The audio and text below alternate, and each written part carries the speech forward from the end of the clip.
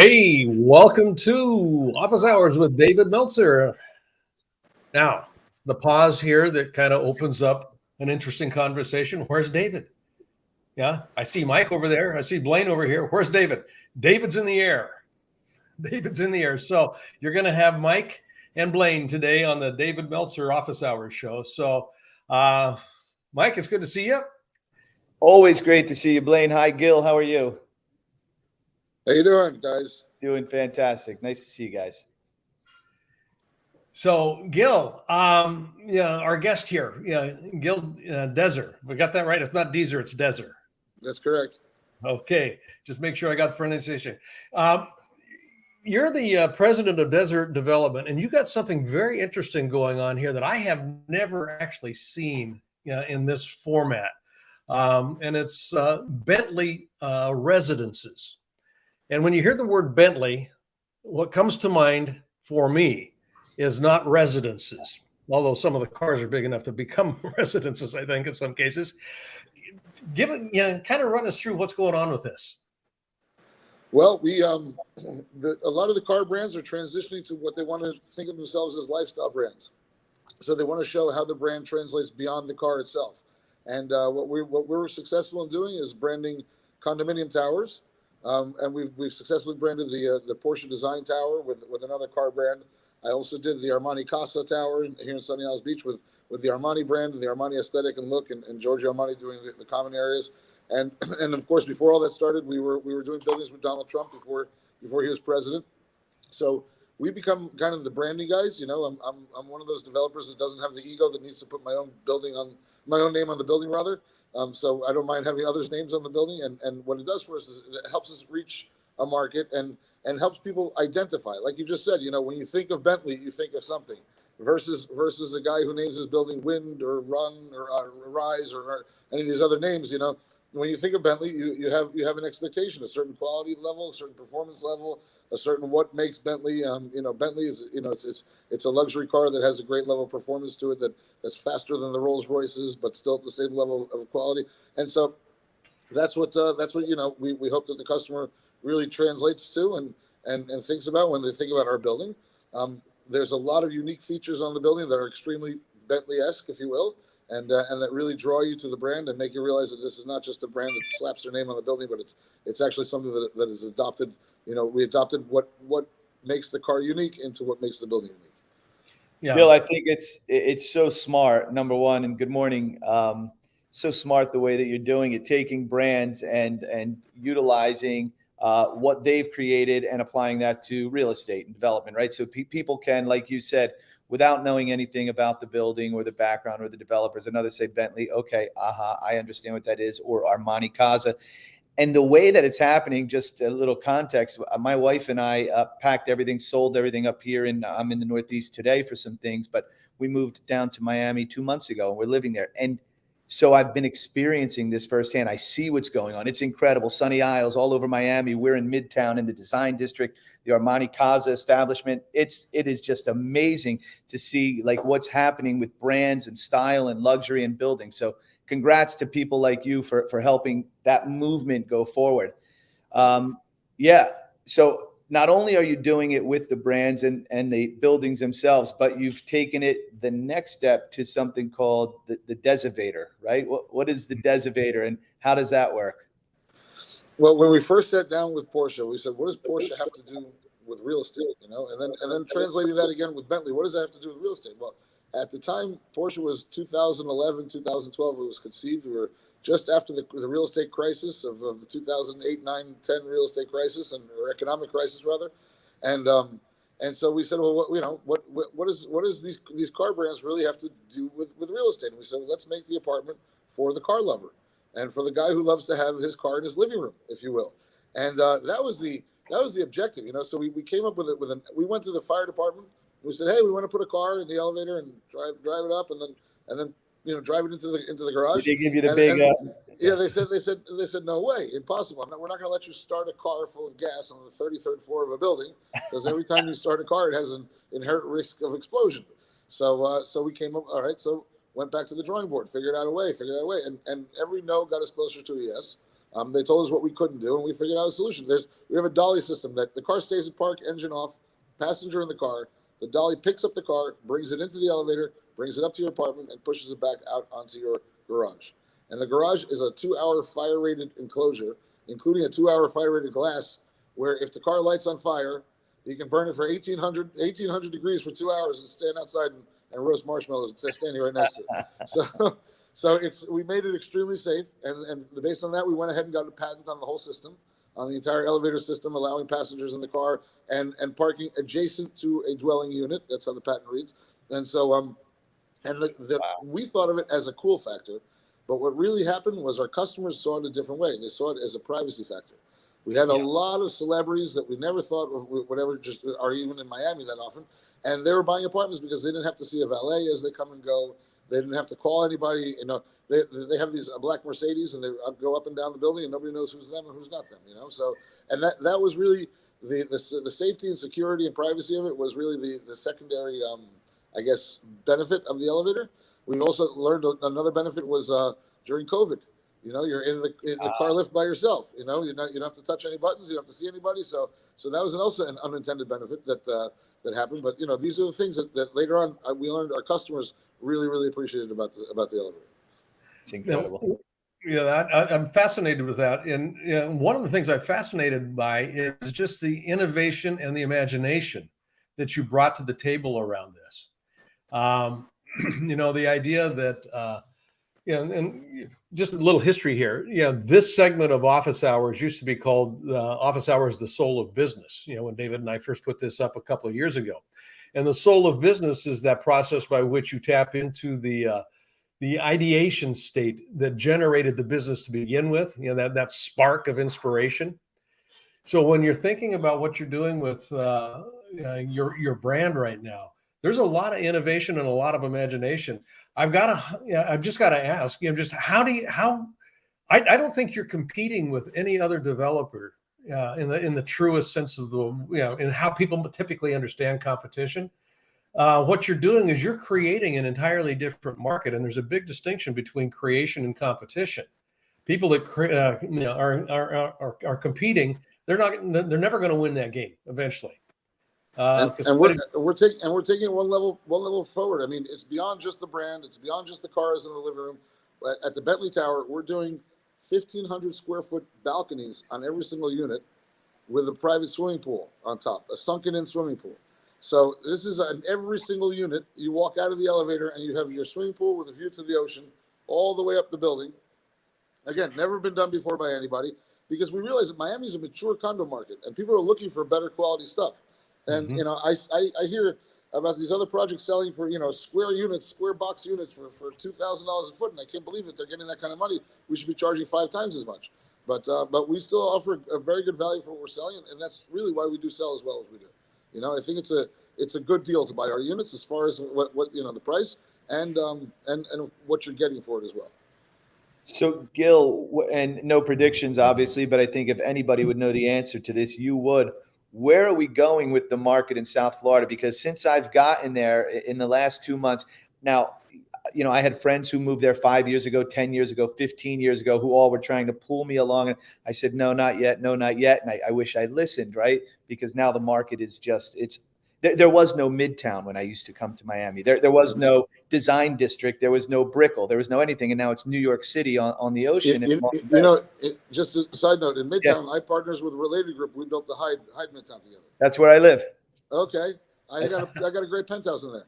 You do? Okay, so we have to talk for sure. It's some of my buddies have some of the penthouses there. It's an amazing building. Congratulations. It doesn't surprise me. It's the most beautiful building in Midtown, in my opinion, so congrats. Right. Really, really incredible. So where are we going? Because the people I talk to, so I come to town, I said, I'm not going to buy yet. I'm not sure what's happening with the market, the real estate market. Things are, 3 times as much as they were 2 years ago. Let me rent. Let me see what happens. Miami is on fire. Will it slow down in your opinion? Is it going to pull back? Interest rates are going up. What's happening when people like you are doing such incredible things? It doesn't seem like things will slow down. It's just going to continue to grow. So what are your thoughts? So Miami's generally been a boom and bust kind of situation, and tough to time. But when the bust is happening, is obviously the time to buy. I don't see a bust coming as much as we usually have seen before. The busts that we have seen have been really the perfect storm of the whole world collapsing at the same time. It wasn't necessarily Miami collapsing. So, Right. But Miami fell as well as everybody else. Where I do see potentially there's a lot going on right now at high prices with the interest rate adjusting. There could be a little market correction. Everybody's saying the market is hot, hot, hot right now, but that's for ready product. You know what we're selling today, pre-construction, it's still selling very well. I think people are betting on the fact that nothing's getting cheaper, and I think the best bet for anybody today is to buy something pre-construction because you basically have a free option. You know, you have an option. You're buying at today's prices for something that's delivered in 4 or 5 years or whatever the time it is, 3, 4, 5 years. So I mean, who's better than you in that case? You have your money down. You know, Biden is increasing minimum wage by 10% a year. That's going to affect all of us, all the way down to every single person. The gas prices are up. Inflation is going to be up. Tell me one thing that you think is going to be less expensive in 5 years from now than it is today. And so that's why I think a pre-construction buyer is a smart money. You know, he's putting his deposit down slowly. He's not paying maintenance and taxes because he doesn't own the unit, right? And it's just and by the time he actually takes possession, he's going to see tremendous equity increase in the unit and a potential for resale or great rentals. You know, and so that's where but every time I've seen this happen, it'll go up, up, up, up, up. It'll correct, but then when it comes back a double. You know, when in the 2007, 2008, we got up to on the beach, we were selling for $1,000 a foot. We thought, wow, that was a lot. And then the market correction came and went down to 500 a foot. It went literally down by half. You know, in some cases 400 a foot. But then that 400 a foot came back to 1,500 a foot within a few years afterwards. You know, it went up quadruple. And so and then today the average sale on the ocean is about 2,000 a foot. You know, so this is trying to catch a falling knife if you're really going to try and time it. You know, but when you see even a little dip, that's the time to jump. That's great. Where can people find out more about not only you, Gil, because I think you're fascinating. I mean, if people want to have a conversation, that kind of thing, but more importantly, just desert development. What's the best place to figure out? Desert development. BentleyResidences.com. BentleyResidencesMiami.com. There's a lot of false websites out there, so you got to find the right one. It has our logo pop up when that's the right one. A lot of these unscrupulous realtors have been trying to mask our website. But yeah, desert.com. You can look DEZER.com. I think we'll take you to all of our different companies and websites and all the other stuff that we do. So great. Gil, thank you so much. I'm definitely going to follow up with you and reach out. Congratulations on making Miami even more beautiful. Okay, my pleasure. We'll have you back on when David's available next time. Thanks, Gil. Okay, perfect. Take care, my friend. Take care. Bye-bye. Wow. Blaine, you have to come down and see the kind of things that he is doing and his company is doing. It's incredible. Imagine taking like Bentley and everything that Bentley represents and building it into a building, or Armani Casa into a building. Just extraordinary. Yeah, and I mean, you got a new neighbor that you didn't know you had. Yeah, up top of the building. Yeah, they did an incredible job there. The building is absolutely fantastic. Yeah, that I mentioned that tapping into the soul of the business, that imagination, that ideation, just what's the spirit? And this is a shameless plug, that David and I both are doing here right now around the Unstoppable Foundation Celebration of Champions, May 4th next week. Folks, if you don't have a ticket yet, get a ticket. Sarah McLaughlin is going to be entertaining for us. We've got an honoring of the late great Bob Proctor that is taking place during that thing. So this is not a show you want to miss. And it is a show. It really is not just talking heads. I mean, this second year we've done this. It's an incredible offering. So make sure you get connected here, Mike.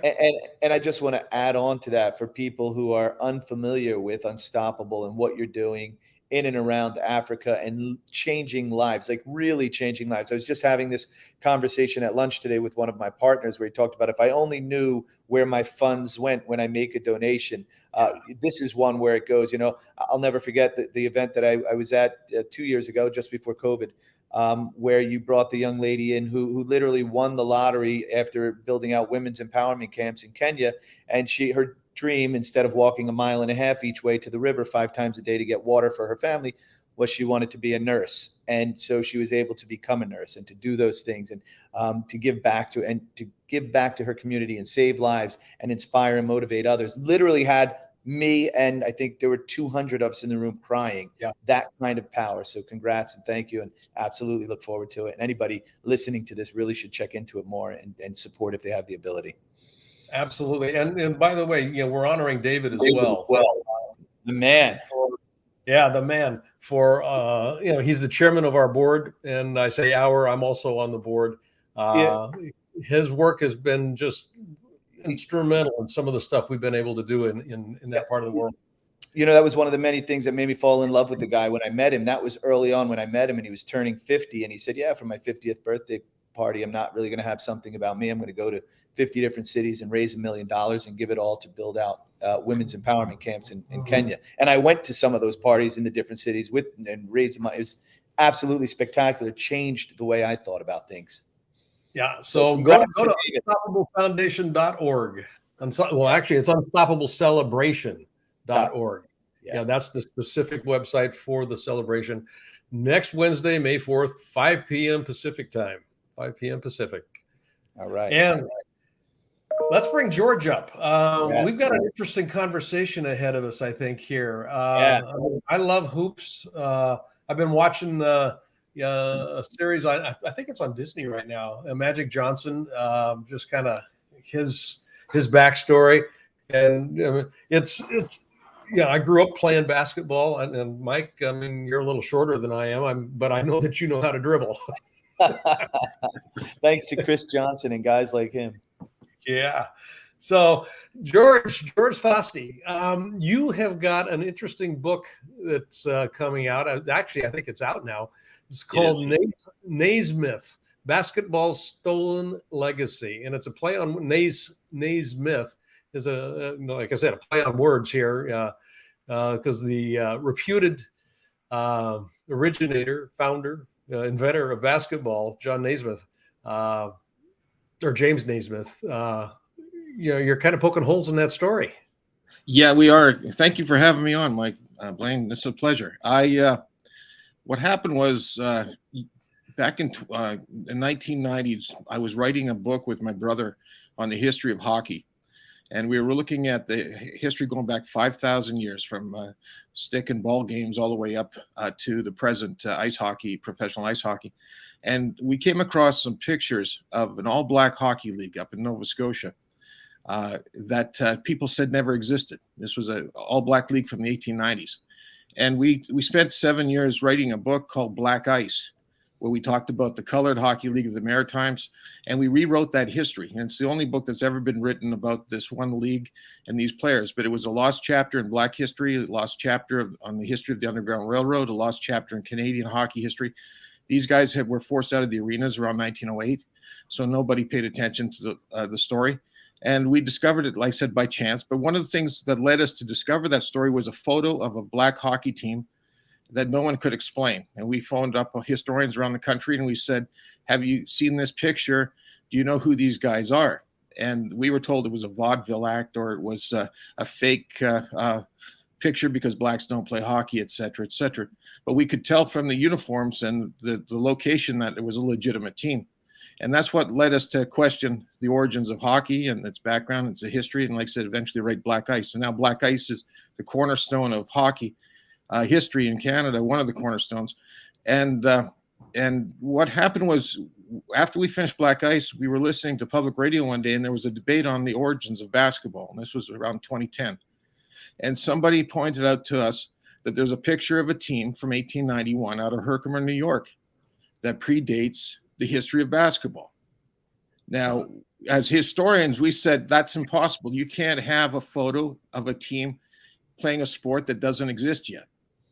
So we wrote an article where we questioned the origins of basketball based on that one photo, because we had already written a book on hockey using the same premise, seeing a photo that didn't fit the historical timeline. And when we wrote that book, we got attacked by Ian Naismith and the Naismith family and the University of Kansas, Kansas City Star. They questioned our backgrounds, our historians. They called us self-proclaimed historians, even though between Daryl and I, we hold 4 degrees in history. from accredited universities in the United States. We've also got 30 years as professional historians behind our belt. But so we got into this kind of, we're gonna prove that there's something behind this. So we started researching this, but then we got onto other books and we forgot about it. And 2 years later, or 2 years ago, Scott Flansburgh, the human calculator, math celebrity in the US, he called me up one day and he said, "Are you guys, I've been reading about you guys online. Are you guys still working on trying to prove that Herkimer, New York invented or was the origins of basketball?" And I said, "Well, we're interested in the story, but we haven't finished the research." And he said, "Well, when do you think you're going to write this book?" And we said, "Well, we think in the next few years." He said, "Well, I'm up in Herkimer right now and I'm researching this. Could you guys, speed up the process and maybe help me?" And we were writing another book at the time, and we said, "You know what? This sounds interesting. We don't like to be besmirched in the public, so maybe we should, check into this." So we started researching this history, and sure enough, as we started diving into it, more and more questions were raised as to the origins, because what we were finding did not fit the historical official records. And one of the arguments we kept coming across was that photograph that we had questioned 10 years earlier was fake, or it was misdated. That's what that latest argument was. It was misdated. Well, what happened was we found 2 additional photos of that team from different years, and we were able to pinpoint the fact, based on the age of the players, the gradual aging of the players, based on the dates on the ball, based on the timeline, and based on also some 1898 accounts of the team, that in fact that 1891 photo was indeed correct, and the 1892 photo was indeed correct, and the 1893 photo was correct. So what that did was basically it blows the Naismith narrative right out of the water, because like I said, these guys were playing basketball with photographic evidence at least 6 months before Naismith so-called invented the game. And we just published the photos actually online in an article at boxscorenews.com, the World Sports Wire, so that if anybody wants to read it and take a look, they can see it for themselves. But it's what it does is it shows that the town of Herkimer, a small town of 7,000 people today, was the birthplace of basketball, and not the Springfield YMCA. And James Naismith did not invent basketball. This is why, like I said, it took us 17 months of research looking into this, but we finally found what we thought was the equivalent of a smoking gun through photographic evidence. And that's where we are today. Well, congratulations, George. You literally are changing the direction and face of history. That's incredible. And what you're talking about, I'm here actually for a legal event that's happening, and I have a history as an attorney, my previous career, and some things that I'm doing now. And so what you're talking about is evidence, right? And that's what we rely on for anything. It's evidence. And it sounds like you have some very compelling first-party evidence in the form of photos. So now my question is, how do we get you to the point, if the official records state that Naismith invented basketball back in 1891, and you have all of this compelling evidence to show that's not necessarily true? How do we get to the point where the official record incorporates everything that you're saying, so that you're not just these guys out there who are saying this with very compelling evidence, but the record still states this? Is there a process so that we can change the official records? Yeah, well, what we did was, like I said, we just published a book a month and a half ago, right, called Naismith, and it's 190 pages. And what we did is we looked at the complete history of the basketball controversy, starting with the Herkimer story and the Holyoke claims that they were the originators of basketball, Holyoke, Massachusetts, and also Springfield. Filed them in this one book, and we went from there to the whole, to lay it all out so that a casual reader could understand the debate. It goes back 130 years. But the main body of the debate happened in the 1950s when they wanted to set up the Basketball Hall of Fame, and Springfield came out and said, "Hey, we're going to set up the Hall of Fame here and name it after James Naismith." And the people of Herkimer, New York said, "No, not so fast. We're the originators." And basically, because Herkimer was a smaller town, didn't get the press, didn't have the support, the Hall of Fame ends up in Springfield. But what we did was we showed that transition. We showed that timeline, the debates and the arguments. And then we went in and we put the same scrutiny to the Naismith accounts that we did to the Herkimer accounts. And we showed how the Naismith narrative falls apart on multiple levels. The Naismith, James Naismith, changed the story multiple times over the years, as claiming how he invented the game. He got his facts wrong on multiple occasions. We also showed that he was trying to lay claim to other inventions that other people had invented, so he was basically a fraud. And we showed it through documentation. We reached the point where it was pretty apparent to us that there was specific evidence that was missing from the historical record that we feel had been purged at some point by the Hall of Fame in the 1950s or others in order to discredit the Herkimer accounts. And we know of those 15 or 16 pieces of evidence, articles that we believe exist, newspaper accounts, things like that.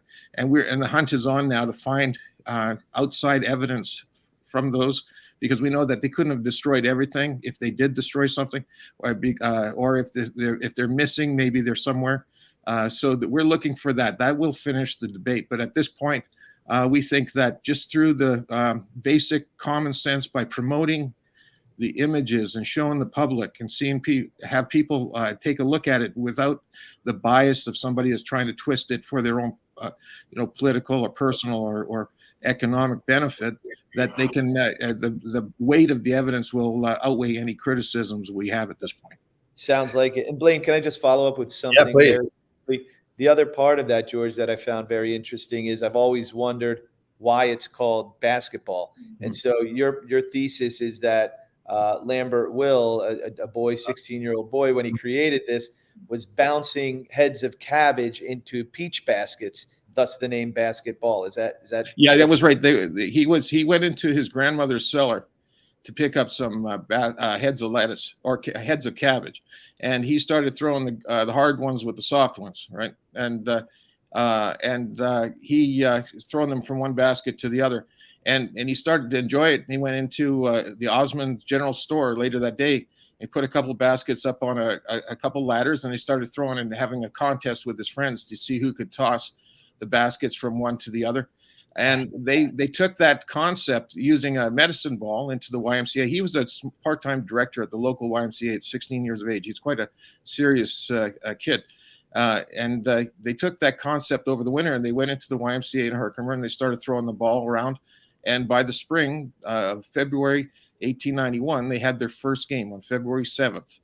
And they had played with the rules. They had tested the rules. They had started working with it. And by that, between February of 1891 and December of 1891, they had created basketball. And they had played across the Mohawk Valley in central New York. And the game spread along the railroad routes of the Central Railroad, basically from Utica and Syracuse out to going east to Albany and over, we say, as far as Holyoke, which is 8 miles from Springfield. And then suddenly Springfield comes in later, about a month or so later, and publishes the rules. And then Naismith's his name on them. He gets credit for everything going forward. And we said this is, if it hadn't been for the fact that the game had spread across the Central Valley and into Holyoke, he would never have seen the game. But this is our thesis. But we think we stand by our evidence. We think this is it's so compelling at this point that you can't just dismiss it. There's a lot more to it. And we also know that we haven't got all the evidence yet, and we're quite comfortable, and this is what we said to the Washington Post, we are quite comfortable at this point to put all our eggs in one basket and say Herkimer is the birthplace of basketball. And we know that when we find the remaining evidence, which we specifically are looking for, we will finish the debate once and for all. Fascinating. Congrats. But Herkimer is a fascinating town, right? It's a city that in 1890 was the first town in America to get electric lights. Edison came to that town, and he tested lighting before he went off to the I think it was the Columbia Exposition in Chicago. I think that was what 18. And this town was way ahead of its time. Wow. It was one of the great cities on the Erie Canal network.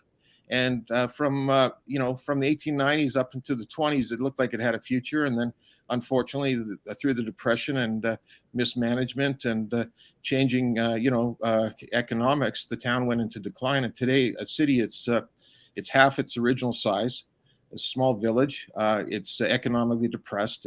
It's It's the story of America, like so many towns today, in decline, and it's looking for a future. And we think that this story and this jewel of a history will help reinvigorate that town's, at least on the tourist side, because most of the business structures that we mention in our book still exist, which is the most amazing thing. Their downtown area is right out of 1890. Wow. And we're missing only a few buildings. And we think this town could be rejuvenated, and we could, rather than seeing another dying American town, we could see a rebirth of an American town, and using its history. It's in terms of history.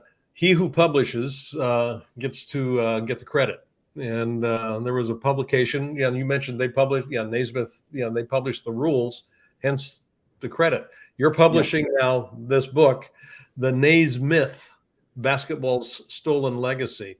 this is YTH. Yeah, Naismith. Yeah. Where do we get the copy? At Amazon? You can get it off of Amazon, Amazon.com, and just type in Fosty, F-O-S-T-Y, or basketball myth. It'll come up. And but it's like I said, it's hardcover, Kindle, or paperback. It's but what it is, we think it's a prototype of how to rejuvenate a community, right? Tell a story, promote the city, a community, and people come. And it's one of those things where, a lot of towns today are looking for, how do we promote our community? Well, you promote yourself by telling your story, by promoting what you have. Every place in America, and I learned this years ago when I worked as a military historian on contract to the Air Force. I used to go into these small towns and trying to find their history. And I always was fascinated by what I saw. And one of the things that I always said to people when I was in these small communities out in the middle of nowhere, I said, why don't you promote this? People will come and visit you if you tell your story. They would say, well, no, we just want business. We just want people to come in and move a factory here or do something else. I said, no, why don't you promote yourself and make yourself unique? I said, this is what people want. They want a place where they can come to, where they feel at home in, where they want to be fascinated by the people and the history and the background. I said, the businesses will come if you tell your history. And this is an example where we think that Herkimer will one day rise like a phoenix again, based on this story, because its history has been taken away from it for 130 years. We're trying to bring it back. It's not a question of rewriting history. It's a question of reclaiming history. Reclaiming. I love that. George, thank you for being such a great guest. We appreciate that. And, when David is available next, we'll have you back on. So thank you, gentlemen. And it's been a pleasure. And I enjoyed the previous conversation. I'm going to have to check you guys out. Yeah, absolutely. Okay.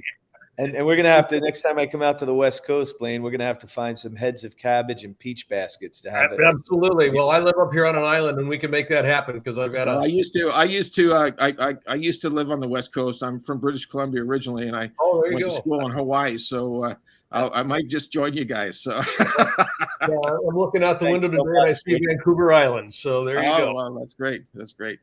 Pleasure. Okay, I'm a Kamloops boy, so that's great. Gentlemen, you guys have a great week. You too. Thank you, George. Thank you. Two great guests, back to back, head to head, one-on-one. Use all of the basketball analogies if you want. Yeah, there you go. We're going to do a fast break here. What's your takeaway? And the fast break, I like it. What my post this morning on social media was people who are colorblind can't see rainbows, but that doesn't necessarily mean that they don't exist, right?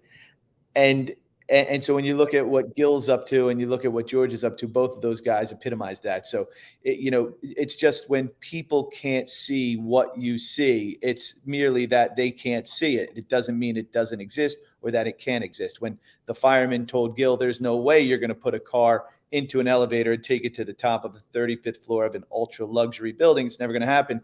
It was like, hold on, time out. Necessity is the mother of invention. Let's go build something. By the way, now we have an incredible patent that we can use wherever we want in the world. Something new came into existence. When George was told, here's the history, this is the official record of where this game came from, it's like, wait a minute, that's not necessarily the way I see it, and let me prove my case. So I love it. People that are willing to respect the thoughts of others, but not necessarily agree, and go confidently in the direction of their dreams. Congrats. Yeah, I love that. the idea, I mean, and I love that post. I actually read your post this morning. Yeah, it was good. It was That's- really good. That Yeah. means a lot. Thank you. Yeah. And, the idea of, well, today's Pay It Forward Day. Yeah. March 28th, Pay It Forward Day. And, April. What's that? April 28th. April March 28th.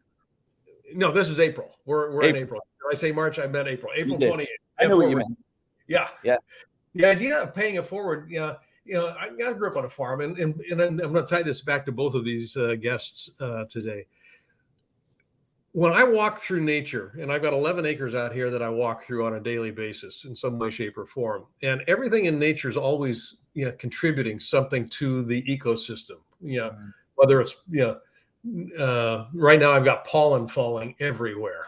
The trees are being very generous. Yeah, they're being very generous with their distribution. But the idea of being a center of distribution, not a center of accumulation, that begins to create all kinds of things. And when we're thinking about paying it forward, part of the admonition that I'm working with right now is how can I, in any way, shape, or form, find my way to giving away, being a center of distribution rather than holding tight to something. Now, you tie this back to Bentley. Holding on to the legacy of an automobile. How can we pay that legacy forward in a different form? And it could take some fascinating little detours. And all of a sudden now I've got a building, a luxury apartment that has an elevator, a desonator that can move my car to the 35th floor in a fireproof enclosure. So I mean, this is paying it forward. This is the way that, when you're being a center of distribution, I'm distributing ideas. And basketball, kind of the same way. It's kind of like, I know that there's an official history, but there are some factual things out here that if I pay these things forward, if I actually pay attention to them and not be held hostage by the myth of history, some fascinating things can develop, including possibly the revitalization of a town that used to be thriving and now has an opportunity to potentially thrive again. Yeah. Yeah. Absolutely great stuff. I love that, man. And I always enjoy seeing you on here. So this has been great. And I can't wait to see you again in person. And congrats to you and to the organization and to David for the Unstoppable Foundation. Again, I can't wait for that. Such an incredible group of people, such an incredible purpose. Yeah. You talk about paying it forward. Celebration of Champions. The foundation is celebrating some amazing champions. So May 4th, 5:00 p.m., go to the unstoppablecelebration.org and get your tickets. Okay. See you there. Thanks, Mike. Love you, buddy. Thank you, David. Goodbye, everyone. Take care.